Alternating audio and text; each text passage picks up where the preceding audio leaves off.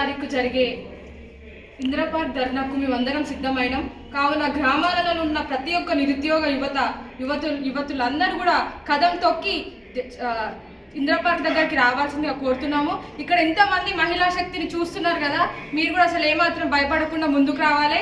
మన ఉద్యోగాలను మనమే సాధించుకోవాలి. ఇదే మనం ఇట్లనే స్టడీ హాస్టల్లో కూర్చొని ఇళ్ళలోనే కూర్చుంటే ఎవడు ఉద్యోగాలు ఇవ్వడం, మనం వచ్చి పోరాటం చేస్తేనే ఇస్తాడు. కాంగ్రెస్ పార్టీ మనకు ఉద్యోగాలు ఇవ్వడంలో విఫలం అయ్యింది.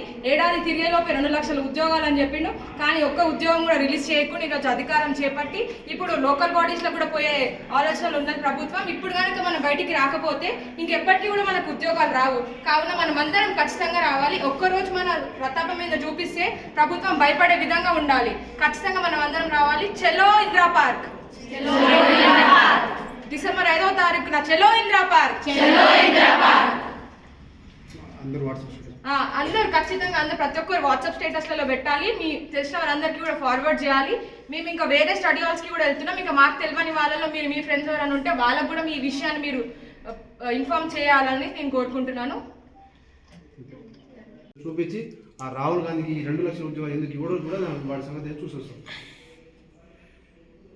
అక్కడ చేసినప్పుడు సోషల్ మీడియాలో మీరే కదమ్మా స్ప్రెడ్ చేయాల్సింది. మీరు అన్ని ప్రిపేర్ అవుతారు, ఏది వచ్చినా రాస్తారు.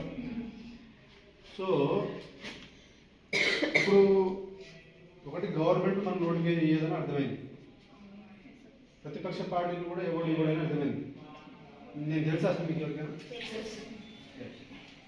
కాబట్టి ఈ 23 నెలల్లో గవర్నమెంట్ మనకి ఇమీడియట్గా యాక్చువల్గా అసలు ఇంతకుముందు 10 సంవత్సరాల్లో గవర్నమెంట్ నోటిఫికేషన్ విడుదల చేయలేదని చెప్పేసి మనం గవర్నమెంట్ పడబడ్డాం. వీరి మీద మనకి ఎంత ఆశ ఉండే అంటే ఫస్ట్ నెలలోనే నోటిఫికేషన్ ఇస్తారు. Group 2 2000, group 3 3000, mega DSC, SIPC అన్నీ వేస్తారని చెప్పినారు.